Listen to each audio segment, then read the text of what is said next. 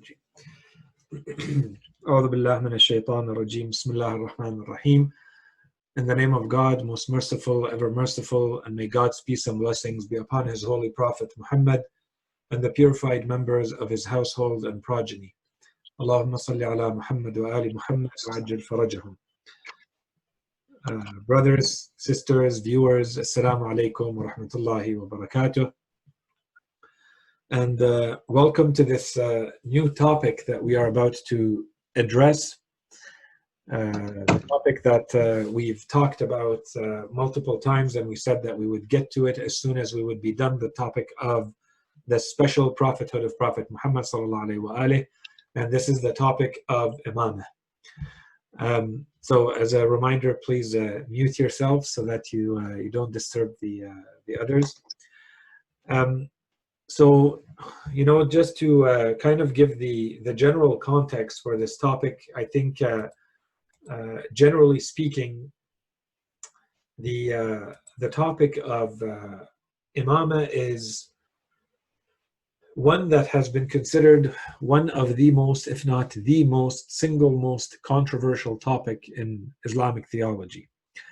And in fact, if you go by the sheer number, the volume of works that have been written about the different topics in theology, you will quickly see that the topic of Imameh is most likely, if not the one that has been written about the most and discussed the most. It is certainly right up there. Okay, so but generally speaking, I would say that it is the topic that has been discussed, written about, and about the most, and the one that has triggered the most polemics and the most discord and the most dissension and the most schools of thought is the topic of Imameh in Islam. So if you take that into consideration, and you know that generally speaking, when we say that there is any topic, any big or small topic in Islam, when we say that it is one of the main topics in theology, then you already should be aware of how much there is, how the volume of works, the volume of theories and ideas and scholars and thinkers that one should study before you say, I have a very good idea of what has been said about this topic. This is about any topic. So imagine if we say this is the topic about which there is the most writing and disagreement and discussion and dissension and. So obviously, it's not a topic that we can cover in entirety in a few lectures. Okay? So this is something already to keep in mind before we go any further, that obviously, as we've said again and again, the point of our gathering and our discussions here is to get the basic understanding of our theological system, of our belief system. It's not to get into all the details and all the nuances and all the theories about every topic that we're presenting. And then, as you guys have witnessed and seen from the beginning, depending on the level of interest that we get, how many questions we get, or if there are topics that require a little bit more discussion or more detail, then gladly, inshallah, we will delve into the topic until we feel that your interests and your questions and your doubts and whatever may trigger more discussion has been fulfilled, and you feel satisfied with the topic. So this is the first point. The second point is maybe just to give a quick map of the next topics or the next questions that we're trying to answer over the next most likely 5 to 6 lectures, and I'll get back to that in a second. So the first lecture, today's gathering, today's discussion, is going to concentrate mainly on trying to understand this notion of Imameh. What do we mean by it? When we say Imameh, what do we mean by Imameh? And this is going to be a very important question or a very important point, and we'll make that at the end when we talk about the methodological remarks, as we call them at the end. Again, brothers, just as a reminder to mute yourselves. So once we understood this, then in the next lecture, inshallah, we are going to spend a little bit of time trying to understand, why do we need Imameh? If you remember, when we talked about the topic of Nubuwwah, we did the same thing. we spent a little bit of time trying to understand why would Allah subhanahu wa ta'ala send prophets to humanity. Here again, we're going to have the same discussion, but here's the big question, which is, if Allah subhanahu wa ta'ala sent his holy prophet to the people with this final and eternal and universal religion, as we explained, at length in the past few lectures, then why would Allah subhanahu wa ta'ala still need to send more people, this time we're calling them imams, to continue this guidance? Is it because the Holy Prophet didn't do his job? Was there something missing? Why do we still need imams? Okay, that's an important topic. Once we understand this, then we need to get into the details of, when we say imam, we have to get to the specifics. Who are we talking about? When we say imam, and we'll present the big theories today, when we say that there is an imam, we are also going to say that there are different theories, and one of the theories is a theory of the Imamiyah. Okay, the Imamiyah who believe in the Imamah, who consider the Imamah as one of the main pillars of faith. And one way to view it is it's the main pillar of faith. Everything else relies on this pillar. Inshallah, one day we'll get into a lot more detail about why we say this. But generally speaking, if we believe in this, then we have to know if the Imam is someone who is divinely appointed or not. And if they are, then we need to discuss this appointment. What do we mean by appointment? And did it occur or not? And in what sense? And then what are the other characteristics of these imams? When we say that someone is an imam, they are most likely going to have to meet certain criteria. So what is that criteria?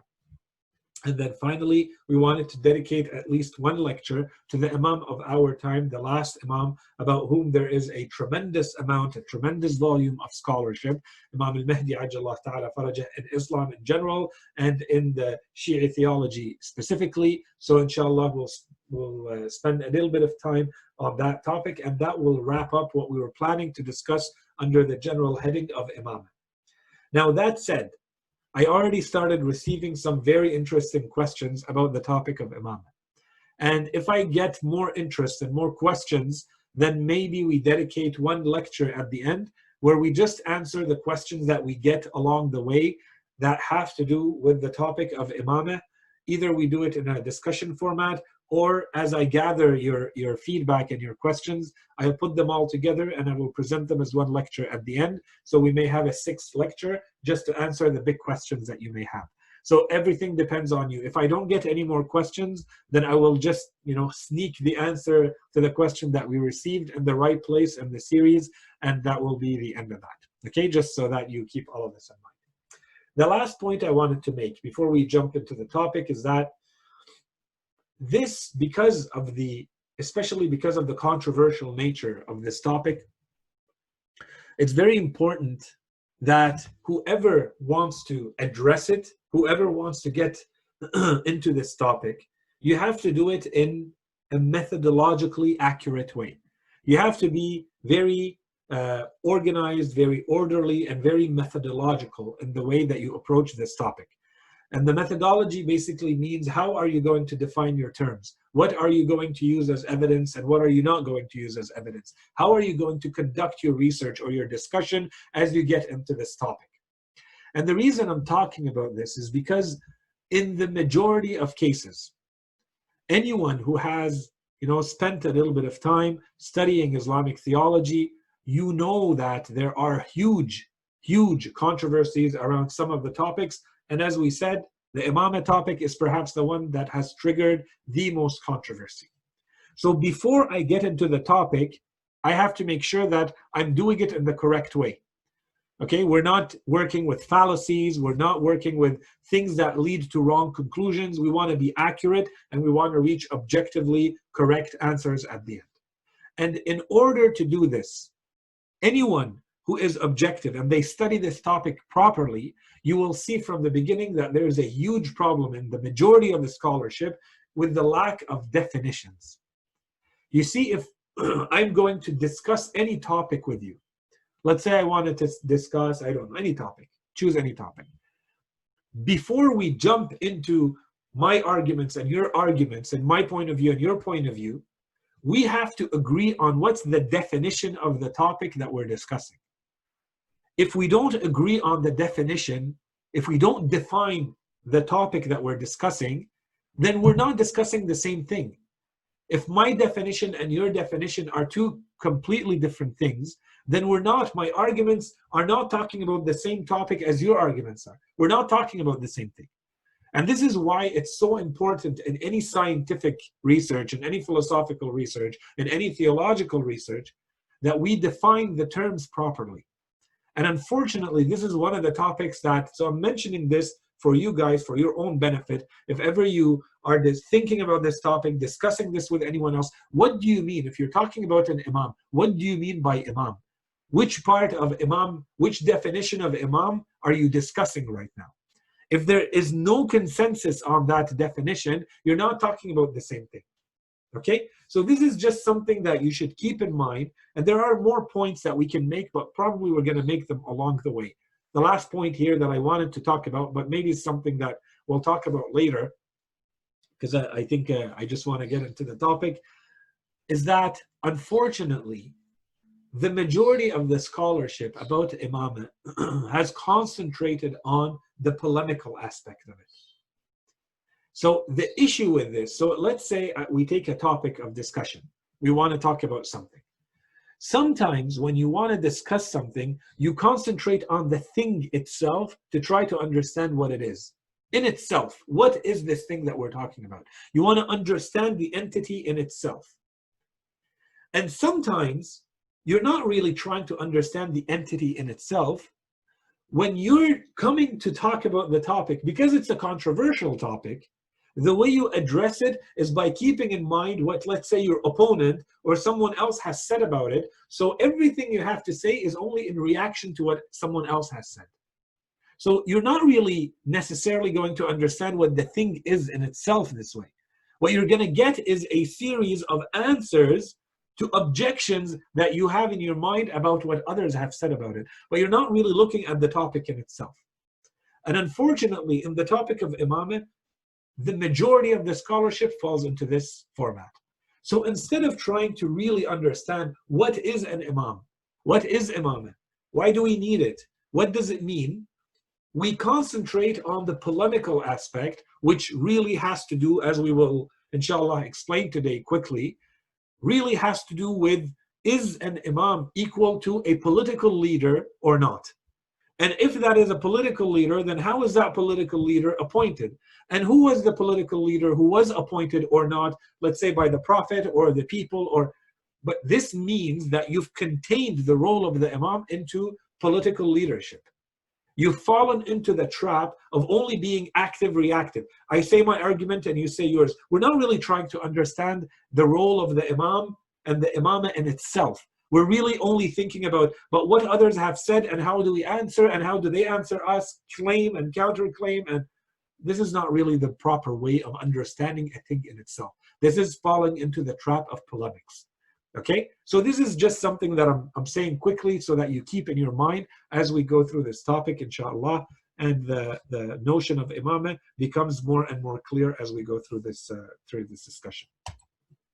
So let's start from the beginning.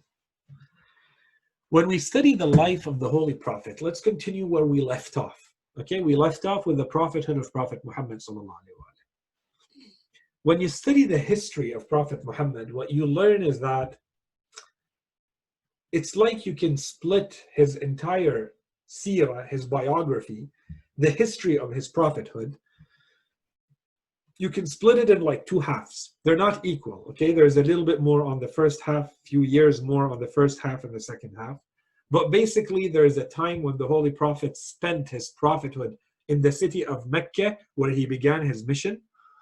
And then he moved to the city of Medina.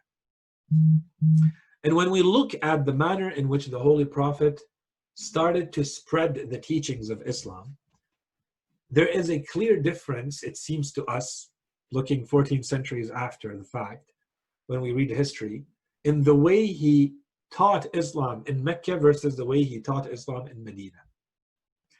And that difference is that it seems that when he was in Mecca, the Holy Prophet was concentrating more on teaching the basics of Islam, teaching the foundational belief system of Islam. It had a lot more to do with belief in God, belief in the oneness of God, belief in prophethood and the afterlife, and becoming good Muslims and the morals that go with it and the belief system that go with it and all of that. And then the Holy Prophet, because of the very difficult conditions that he was in, and many, many threats and almost being assassinated multiple times, all of those failed by the grace of Allah subhanahu wa ta'ala, until he leaves. And in secret, he leaves and he goes to establish himself in the city of Medina, where he was greeted by the Ansar, by the supporters, those who sacrificed and those who greeted the Holy Prophet with open arms in the city of Medina. The two big tribes of Aus and Khazraj, they greeted the Holy Prophet. They had an alliance with him. He knew where he was going. It was in secret. And he goes, Imam Ali alayhi salam stays in his bed that night, and the Holy Prophet goes and he is greeted by the Ansar. And before he went, he sent some people before him. Those were referred to as al-Muhajirin. And then there are others who did the hijrah after him as well. And all of them together, those were the migrants. They came with the Holy Prophet. Those were the previous Muslims, the Muslims who had entered into Islam right from the earlier days when he was in Mecca. They followed along with the Holy Prophet and they came to Medina. So now you have the Muhajirin and Ansar. One of the first things that the Holy Prophet does when he reaches Medina, because these people are greeting him with open arms, because they want him to be there, completely different environment, completely different context than what he had in Mecca, with the difficulties, with the torture, no one who could actually openly say, I am Muslim without being threatened, without being killed, without being tortured, or their families, or so on and so forth. This is a completely different environment. So as soon as the Holy Prophet reaches, very well established historically, one of the first things that he did is that he established a mosque. He asked the Muslims to help him and they built a mosque. And that mosque was not a mosque in the sense of it's a building. It was not even a building at that time. It was a lot more simple than that. It was just 4 corners and then, 4 walls, very short, and so on and so forth. And with time, it got developed more. But basically, that became the place where the Holy Prophet ran all of the affairs of that group of people who were his followers. So it was a lot more than just telling people, these are the teachings of God. God says pray, God says fast, God says you have to perform the pilgrimage and do the zakah with time, of course. No, the Holy Prophet started playing different roles than just teaching the religious articles of faith. He started playing the administrative role of those people who were following him. He played a political leadership role. He played the role of the judge. He played the role of the military leader. He had something to say about the financial and economic transactions of the economic system of the Muslims of that time. And the more you look at it, the more you see, basically the Holy Prophet had become the leader that people are going to consult, to refer to in all of the affairs of their lives.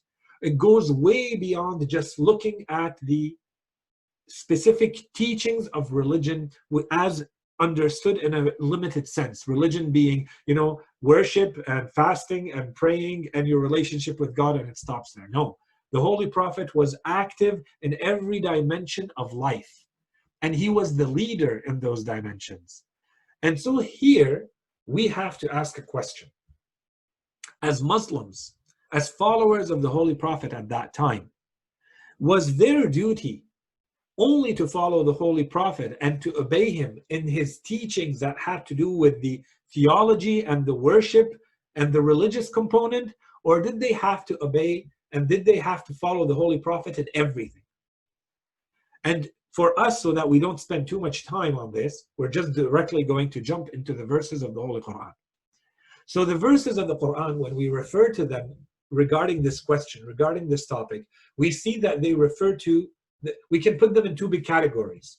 One category talks about the general obedience to the Holy Prophet. The Holy Quran says, if the Prophet asks you to do something, you have to do it. Whatever the Prophet gives you, you take. Whatever he takes from you, you give it up.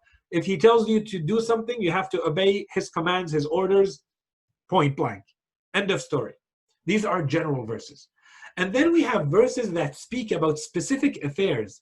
It specifically talks about the Holy Prophet in his role as a judge, in his role as a legislator giving you laws, in his role as, and so specific teachings, specific dimensions of life, where the Holy Quran, in addition to the general obedience, specifically makes the point that you also have to obey the Holy Prophet in those dimensions of life as well. And this is an important point. When we talked about Islam being a universal and an eternal religion for mankind, it means that Islam has to be a comprehensive system that has something to say about all the major aspects, all the major dimensions of your human life, about human society. If Islam is not able to do that, then it cannot really be a universal and complete religion for all of the dimensions of your life. And I think we spent enough time talking about the importance in a religion, if it's truly from God, that he teaches you how to balance between all of the dimensions of your life. That you take care of your body and your health, that you take care of your finances, and that you take care of your mind, and that you take care of your emotional component and religious and spiritual component, and that you live a good life in this world and a good life in the next world. Okay, who is going to teach you how to balance all of this?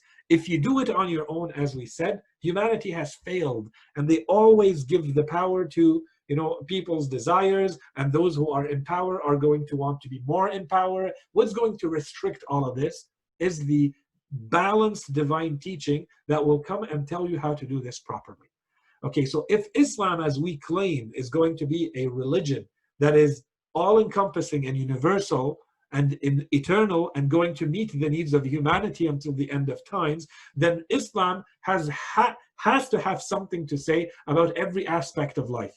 It needs to have something to say about psychology and economics and the way you raise your children and the way you create political leadership and military leadership and economic systems and so on and so forth in society.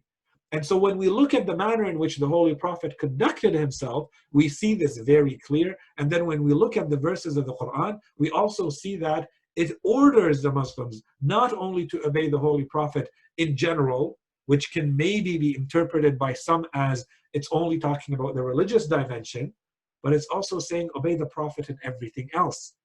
So it talks about other specific dimensions where you must obey the Holy Prophet. So now let's look at some of those verses. So if we look at the general verses that talk about obedience to the Holy Prophet, there's about 25 verses that are, let's call them the general verses. We're not going to go through all of them. We're mentioning some of them just to see examples. So one verse says, say, obey Allah and the Messenger. Open, general, without restrictions, without conditions. It doesn't say obey him in this case, but don't obey him in that. Obey Allah and the Messenger. If they turn away, indeed, Allah does not like the disbelievers. So here, as you see, on the good side, you get what happens to those who do obey, and on the bad side, you see those who, how are they threatened? How is someone threatened by Allah subhanahu wa ta'ala if they disobey the Holy Prophet? And whoever obeys Allah and His Messenger, He shall admit him to gardens with streams running in them, to remain in them forever. That is the great success. And then the next verse, but whoever disobeys Allah and His Messenger, and transgresses the bounds set by Allah, He shall make him enter a fire to remain in it forever, and there will be a humiliating punishment for him. Another verse, whoever obeys Allah and the Messenger, they are with those whom Allah has blessed, including the prophets and the truthful, the martyrs, and the righteous and excellent companions are they. And on whoever obeys the Messenger certainly obeys Allah. So you see, it's a very, very unrestricted, unconditional way of obedience to the Holy Prophet, of obeying the Holy Prophet. And as for those who turn their backs on you, we have not sent you to keep watch over them. Okay, so some more verses. O you who have faith, obey Allah and His Messenger, and do not turn away from Him while you hear Him. Another verse, and obey Allah and His Messenger, and do not dispute, or you will lose heart and your power will be gone. And be patient. Indeed, Allah is with the patient. Another verse, but the faithful, men and women, are guardians of one another. They bid what is right and forbid what is wrong, and maintain the prayer, give the zakah, and obey Allah and His Messenger. It is they to whom Allah will soon grant mercy. Indeed, Allah is Almighty, All-Wise. And a couple more verses, the day when their faces are turned about in fire, they will say, we wish we had obeyed Allah and obeyed the Messenger.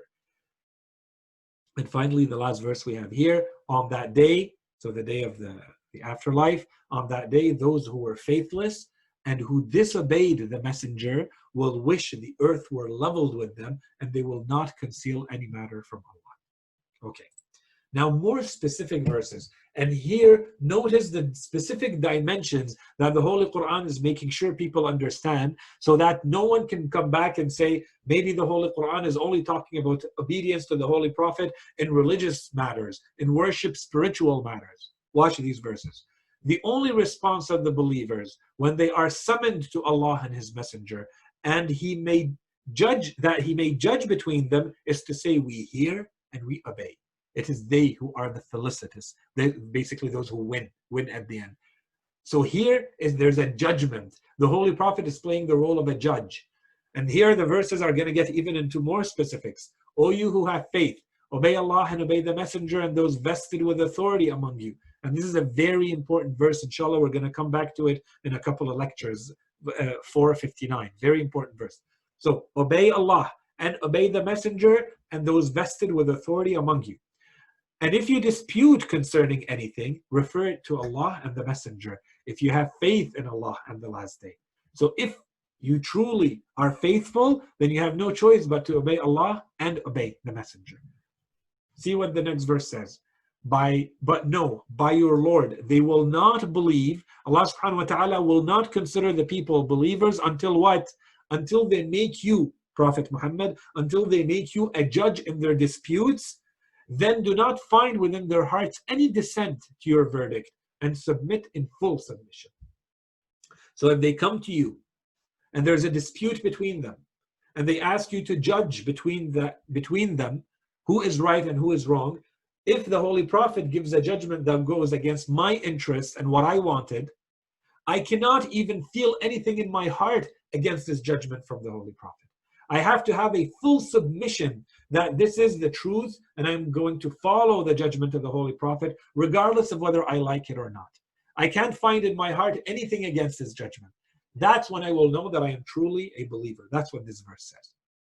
Next verse. Indeed, we have sent down to you the book with the truth, so that you may judge between the people by what Allah has shown you. Do not be an advocate for the traitors. We have sent down to you the book with the truth, confirming what has been what was before it of the book, so the previous scriptures, and as a guardian over it. So this Quran is a guardian over the previous scriptures. So judge between them by what Allah has sent down. So here Allah subhanahu wa ta'ala is telling the Holy Prophet to play the role of the judge between the people. More verses. The Prophet has greater claim. I don't know what a verse can say more than this. The Prophet has a greater claim over the believers than they have over themselves. The Prophet is more entitled to what you are and how you conduct yourself than you are yourself about your own self and your own affairs. That's what the Quran says. That's for someone who has truly submitted their faith and believed in the Holy Prophet. Okay. A believer, man or woman, may not, when Allah and His Messenger have decided on a matter, have any option in their matter. And whoever disobeys Allah and His Messenger has certainly strayed into manifest error. This is a very important verse. Have you not regarded those who were forbidden from secret talks? This verse is in Surah Al-Hujurat. Surah Al-Hujurat is a Surah 58. It's a Surah that is full of good morals and etiquette, how you're supposed to conduct yourself. And it talks about these seemingly little details about how people are supposed to live together and how they're supposed to conduct themselves, especially around the Holy Prophet. And so here, look at what the verse says. So even when it's talking about something that may seem so trivial or a small detail, in fact, it comes back to say, and even in those things, obey the Holy Prophet. Have you not regarded those who were forbidden from secret talks, but again resumed what they had been forbidden from, and hold secret talks imbued with sin and transgression and disobedience to the Messenger? So what happened here is Allah subhanahu wa ta'ala, through the Holy Prophet told the people, stop telling secrets to each other in public gatherings. So imagine we're in a public gathering and 2 people or 3 people start talking in secret amongst themselves. The Holy Quran says, don't do that. This is disrespectful. This gives the impression to others that you are maybe talking about them, that you're conspiring against them. It creates a bad environment. This is disrespectful. Don't do that in front of people. You have something to say to someone, either say it publicly or go on the side outside where it doesn't look like you're telling each other secrets in front of others, and do it. And of course, there's a dimension here that they were hypocrites and they were maybe doing things that, conspiring, truly conspiring. So Allah subhanahu wa ta'ala wanted to put an end to this. There's a whole dimension to this that, it's not time to get into it. But notice how even in those things, Allah subhanahu wa ta'ala wants the people to obey the Holy Prophet, something as small as this. So the verse continues, and then when they come to you, they greet you with that with which Allah has never greeted you. They used to insult the Prophet with some of their words, while giving the impression that they're saying salam to the Prophet, when they're not saying that. They're saying may poison or may death be upon you, because they're hypocrites. And they say to themselves, why does not Allah punish us for what we say? Let hell suffice them, they shall enter it, and it is an evil destination. 2 more verses quickly. O you who have faith, when you talk secretly, do not hold secret talks imbued with sin and aggression. This is the next verse. And disobedience to the messenger. Because if you're doing this after the Holy Prophet has told you don't do it, you're obviously disobeying him. But talk secretly in a spirit of piety and God-fearing, and be wary of Allah, toward whom you will be mustered, or you'll be gathered. Then the last verse, the spoils that Allah has given or gave to his messenger from the people of the townships are for Allah, the messenger, the relatives, the orphans, the needy, the traveler, so that they do not circulate among the rich among you. And so inshallah one day we'll get into this verse and how it says that there are things that come to the Holy Prophet without the Holy Prophet having gone, let's say, to war and then received those out of a war booty or whatever. So those are things that came to the Holy Prophet. Allah subhanahu wa ta'ala is here explaining part of our economic theory in Islam, where it says that you cannot keep those in certain hands, and then those hands keep getting richer and richer with time. So it's a system where the rich keep getting richer and the poor keep getting poorer.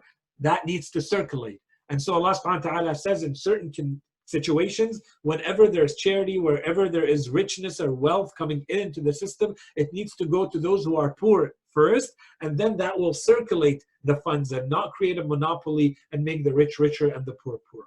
Anyways, that's a whole different topic. And so the Quran clearly says, so that they do not circulate that wealth and those riches among the rich among you. Take whatever the messenger gives you and relinquish whatever he forbids you, and be wary of Allah. Indeed, Allah is severe in retribution. So when we look at all of this, what do we get? What we get is clearly verses in the Quran that tell us we have to obey the Holy Prophet in everything, including very specific topics, like when he is a judge, like when he tells us things related to economics and finance, when he is playing a military role, when he is playing a political role, because these are the big dimensions of human life. Okay? Now, if we go back to this topic, what's the link? What is the link between everything we have just said? We started with the Holy Prophet in the city of Mecca. Then we went to Medina. Then we said the obedience to the Holy Prophet has to be in everything. And the Holy Prophet did play all of those roles and all those dimensions. Why are we talking about all of this when the topic is about Imameh? Because even though more Muslims are going to agree about all of this, the question is, what happens when the Holy Prophet passes away? Who is going to play all of those roles? So there is a religious role, the teaching of Islam, the teaching of the divine teachings to the people. That's one role. What about the political? And what about the financial? And what about the legal? And what about the military? And what about all the other dimensions of life? Who is going to play that leadership role in society? Does God appoint someone? Is Allah subhanahu wa ta'ala going to send another prophet, another messenger? Do the people choose themselves? That's one question. And then the second question that goes with this is, who is going to decide who plays that role? Do the people decide, let's go back to God, let's go back to someone that we choose? Who is going to decide that? And the answer to this question is the main point of dissension and disagreement between the two big schools in Islam: Shia thinking and Sunni thinking. The Sunnah and the Shia. Ahl Sunnah wal Jama'ah on one side, and the Shia and the Imamiyah on the other side. One group is going to say one thing, and the other group is going to say the other group. On one side, on the Sunni side, what you get is that they are going to say the Holy Prophet left this world, and the people, religion had been completed and perfected. Allah subhanahu wa ta'ala gave all the teachings to the Prophet, and the Prophet gave it to the people. So now that the religion has been completely given to the people, that's it. There's nothing else that needs to be taught. So he has given them those teachings, and he may depart from this world, and the people can get to choose themselves how to conduct themselves and how to rule themselves and how to deal with their own affairs in life. That's one version. On the other side, they're going to say, no, that's not the case. Allah subhanahu wa ta'ala could not have let the state of the affairs happen in this way, and we're going to get into the reasons why, inshallah, this time and the next time. Here we're just trying to understand the big topic of Imamah. What is it? We're not giving any arguments, we're not explaining any of the, back and forth between who says what and why. We're just saying, in theory, what happened? What happened is we need an answer to this question. What happens after the Holy Prophet passes away? So as we said, on one side, on one school, we were told Allah subhanahu wa ta'ala has given all the teachings to the Holy Prophet, and the Holy Prophet perfectly and completely gave all those teachings to the people, and then he departed from this world. And once he departed, everyone there had responsibility, had an accountability to get together and decide how they are going to run their affairs based on all the teachings that they have received. What we were saying until now is that the main question after everything that we said, given that Muslims are going to agree on all of these roles that the Holy Prophet is going to play in life in general, all of these dimensions that go so much beyond what, only teaching the divine rulings and articles of faith and worship, acts of worship and spirituality. What about everything else in life? We said the Holy Prophet played that role. So what happens after the Holy Prophet leaves? We said there are two schools of thought where, depending on how you answer this question, you will fall into one or the other, which became known as the Shia thinking and the Sunni thinking, or the Shia school and the Sunni school. So the Sunni school says Allah subhanahu wa ta'ala gave all of the teachings through the Holy Prophet to the people, and once the Holy Prophet departed from this world, they were ready to take those teachings and apply them themselves. So decide how to rule themselves, govern themselves, administer their affairs by themselves. And so anyone who ends up, this is what became known as the theory of Imameh, anyone who basically ends up ruling is going to be the person, let's say that they ended up being chosen by the people, someone who seizes the power, someone who takes the power by force, someone who is democratically elected, so on and so forth. Anyone, however they happen to end up into the position of leadership, that is by default your leader. As opposed to the other theory, which says, no, it has to be a divine appointment. Okay, well, so everything depends on what is the role that this person has to play. If we're saying that the role this person has to play is the same role that the Holy Prophet played, then of course that person has to have the same characteristics as the Holy Prophet. But if we're saying that everything has been given and anyone who gets into that position should potentially be able to play that same role, then we don't need someone who has the same characteristics as the Holy Prophet. Basically, anyone could jump into that role and play that role. Okay, so these became the two big schools of thought. The issue is that if we look, especially that's what the Shia are going to say, if we look at history, what happened is that, look at the people who got into power. And they were respected and they were treated as being the leaders of Islam, as being the Imams in Islam. And those people, sorry brothers, can you please mute yourselves? I hear you. So those people who became the Imams, who became the leaders in Islam, if we look at what happened, we clearly see that the distortions that ensued until today, and over 14 centuries, You know, you have all these scholars always coming back and saying Islam needs to be reformed, Islam needs to be corrected, we have to fix the image of Islam. And this has been happening for 14 centuries. Why? Because you constantly have people who are put in a position where they are supposed to be representing this religion when they are clearly not, according to many others. So this is what has led this idea that anyone can jump into this position of leadership and be considered an imam, versus the other school of thought, the Shi'i school, which says no, it can only be someone with a very specific skill, a set of characteristics.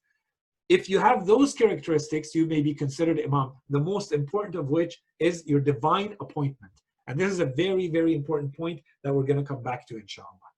So now here is a question that is very, very important, which is, if we want to understand how we're supposed to live our lives today, then it becomes important to understand, where are you taking your religion from, and what do you consider, what do you take as a role model, as a position of leadership from which you can take your religion.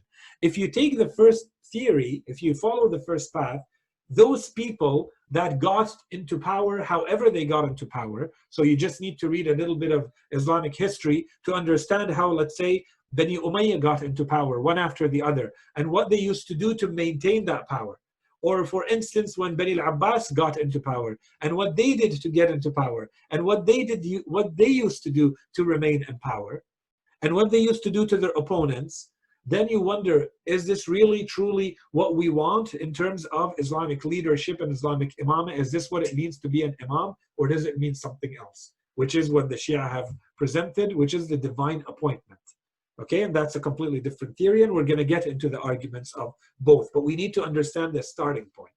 So depending on what you're going to follow in terms of a starting position, you're not going to end up in the same place for the manner in which you're going to understand what Islam is and how to take your religion. If you consider that to be correct behavior, what, let's say, Bani Umayyah or Bani al-Abbas or Uthmaniyin did to get into power, then there is no issue in also conducting yourself in the same manner and reaching a position of imamah and leadership. But if you consider that to be unauthentic, non-legitimate, then of course you're not going to conduct yourself in this manner. So this is not just some trivial topic or just purely entirely theoretical topic, okay?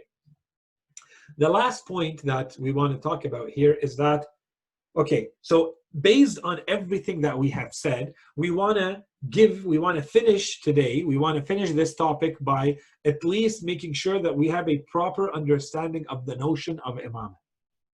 So after all of this, what do we mean by imamah?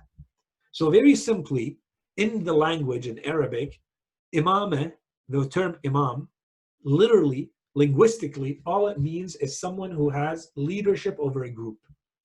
And that could be any type of leadership. Anyone who's in front and being followed by others is considered an imam. That's in the linguistic use of the term. There's no other criteria, there's no other conditions for it when you use the word as it is used in Arabic, plain and simple.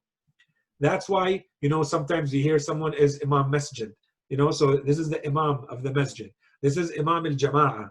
This is Imam, the Holy Quran says, A'immat al-Kufr, those who are leaders of disbelief, leaders of faithlessness, and the Yawm al-Qiyamah. They will come. There are people who are going to be imams on one side leading people into heaven, and there are imams leading people into hell, and they are the imams of disbelief and faithlessness and so on and so forth. So the term itself, in itself, just as imam, doesn't mean anything. It only means someone, it doesn't have a positive or negative connotation. All it means is someone who is being followed by people.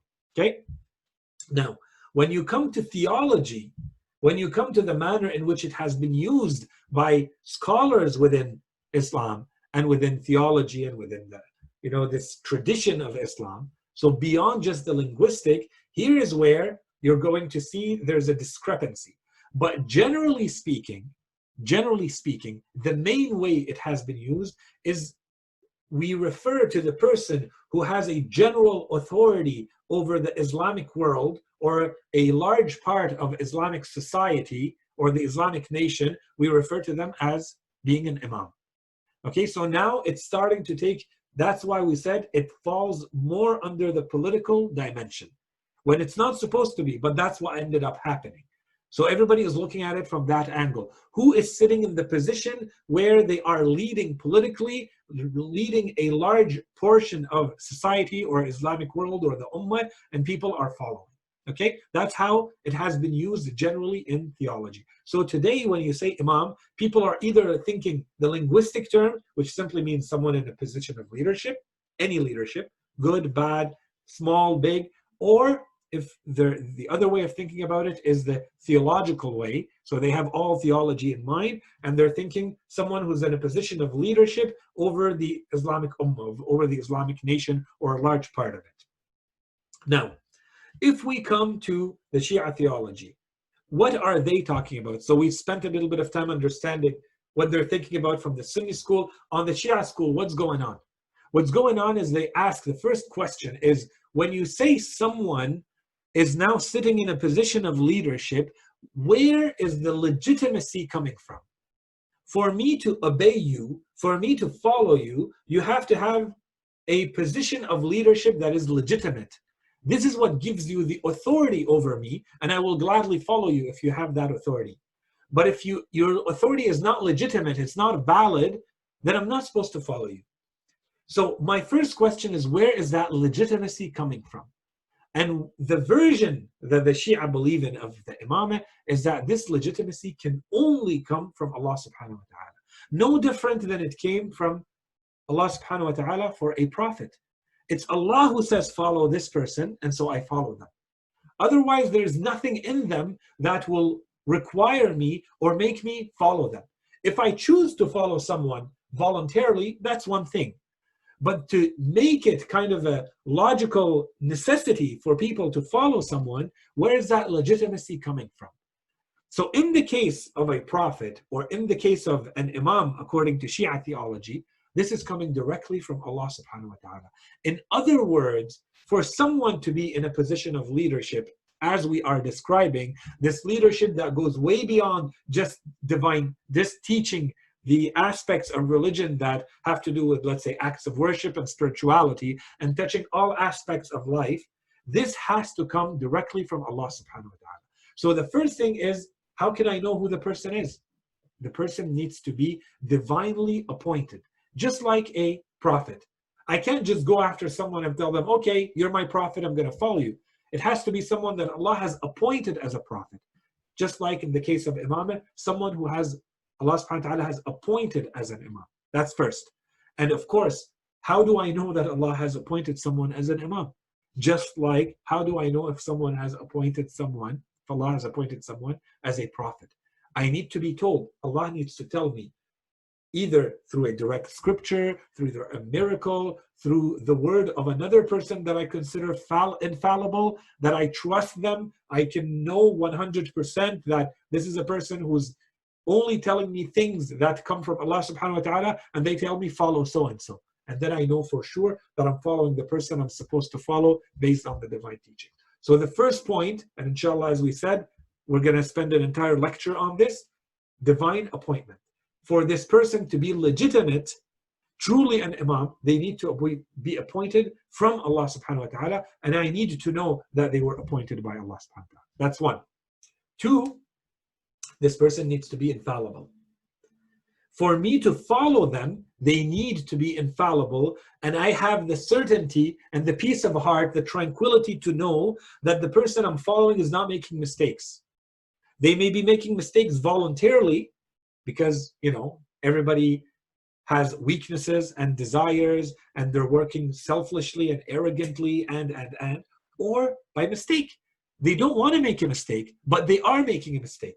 They are involuntarily taking me in the wrong path.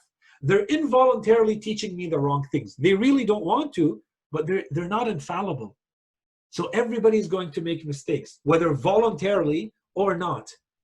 So how can I just follow them? What guarantee do I have that I'm actually following the truth? So now we have the second condition. We have divine appointment, and we need this person to be infallible. I have to have a guarantee that this person is going to get me to where Allah wants me to be, and not without any deviation, without any mistakes, voluntary or not. That's two. And three, in order for this person to be able to get me there, obviously it means that they have to have access to divine knowledge. They have to have access to the truth.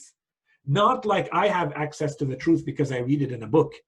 They have to have access to the knowledge with a guarantee that this is what Allah wants us to do. This is what Allah wants us to say.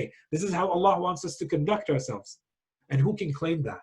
Who will claim that they actually have direct access to the divine knowledge? And this is the entire theory of the Shia version of who an Imam is. They have to meet those three criteria. Divinely appointed by Allah. They have to be infallible, just like the infallibility of the prophets. And they have to have access to divine knowledge, just like prophets have access to divine knowledge. In other words, when we say someone is an Imam in the Shia theology, in the Shia doctrine, what we are saying is that this person plays the exact same role as the Prophet plays. And they carry the same legitimacy as the Prophet carries. So if they come to us and they tell us do something, or when we see them doing something or not doing something, it is binding on me, just like the actions of the Holy Prophet are binding. Just like when the Quran says obey God and obey the messenger, basically it's saying obey Allah and obey the messenger and obey the Imam. They are no different. They have the same characteristics, they play the same role, and they are given the same characteristics. Are they equal to the Prophet? No, they're not equal to the Prophet. Are they bringing a new religion? No, but they will not claim that either. They will tell you that we are extensions of the teachings of the Holy Prophet, and we're going to get into that when we explain what's the need for Imams if the Holy Prophet was already sent with a religion. Why do we still need Imams? That's the next lecture, inshallah. Okay, so inshallah, the next time we meet, we get into this. Just make sure that this point is well understood. This is, in Arabic, they refer to this as hujjiyah. What's the hujjiyah? Why is it that we can say that those people's words are as binding as the words of the Prophet or the words of Allah? Their actions are as binding to me as their follower as the actions of the Holy Prophet are, because they play the same role as the role of the Holy Prophet. So this is in general the version of Imameh that the Shia school of thought believes in.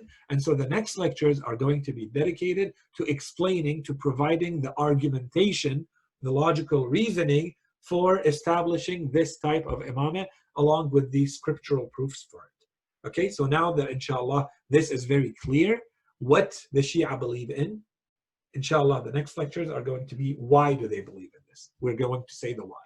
Okay, and inshallah with this we've wrapped up our first lecture, and the second lecture is inshallah going to be dedicated to why do we need those Imams, especially since the Holy Prophet has been sent to humanity with a full and perfect religion. Why do we still need someone to come after the Prophet to continue with that work? Okay, so inshallah all of this is clear, and let me know if there are questions or concerns. You can write them on the chat, or you can just speak up, and inshallah we'll answer anything else. Otherwise, we see each other next time, inshallah.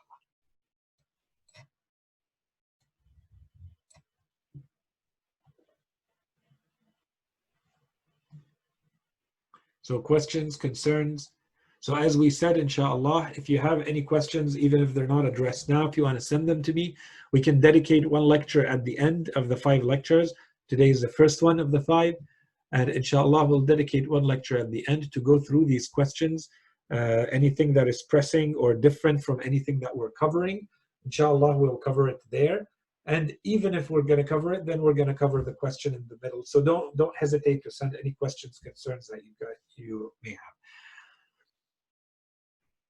So here is a question: is Imam a role similar to a prophet, or is it more challenging? So this is it's a very good question. It all depends what we mean by Imameh. Okay, so if we mean by Imameh in general the 12 Imams, the Imams, the Holy Quran presents a notion of Imameh. There is a Quranic notion of Imameh. If you go through the Holy Quran and you find all the verses of the Quran that have to do with Imameh, you're going to leave there with a very clear idea of what an Imam is. And the Imam in the Holy Quran are people who Allah subhanahu wa ta'ala has appointed with a specific mission to lead the people, to lead the nations. Okay? And it says, the Holy Quran gives us the criteria upon which those Imams were chosen. وَجَعَلْنَاهُمْ أَئِمَّةً يَهْدُونَ بِأَمْرِنَا لَمَّا صَبَرُوا وَكَانُوا بِآيَاتِنَا يُوقِنُونَ. So it's based on their knowledge and on their patience, on their ability to withstand difficulties. So even when you go through the different layers of, let's say, prophets, which prophets have reached the level of Imameh? This is where you see that Allah subhanahu wa ta'ala says those who were chosen for the role of Imameh were the ones who had more knowledge, who were able to reach a higher level of spiritual knowledge, and who were able to withstand greater amounts of difficulty and tribulation and testing. Those are the ones who reach the level of Imameh. As we are clearly told, let's say with the story of Prophet Ibrahim alayhi salam, only after he goes through all of the tests, including the last one, which was when Allah subhanahu wa ta'ala ordered him to sacrifice his son. And when he fulfilled all of those tests, one after the other, fully and perfectly, Allah subhanahu wa ta'ala told him, then I will make you now an imam. Inni ja'iluka lin-nasi imama in Surah Al-Baqarah. Now I'm making you an imam to the people. So now we see that there is a specific criteria for a prophet to reach the level of imamah. They have to go through certain criteria, meet certain conditions. And those conditions, if we want to trust some verses of the Quran, it clearly tells us, جَعَلْنَاهُمْ أَئِمَّةً يَهْدُونَ بِأَمْرِنَا. We made them imams who are going to guide through our command when لَمَّا صَبَرُوا وَكَانُوا بِآيَاتِنَا يُوقِنُونَ. So they have yaqeen, which is they have a certainty, and that certainty comes from what? That certainty comes from their knowledge, and they have sabr. They are able to withstand patiently all the tribulations that they go through. Inshallah, this was a good answer to that topic and or that question, and inshallah we'll address any other questions you may have. Don't hesitate to send them. It's almost prayer time, so remember me in your prayers, and see you all soon inshallah. Assalamu alaikum fi amanillah.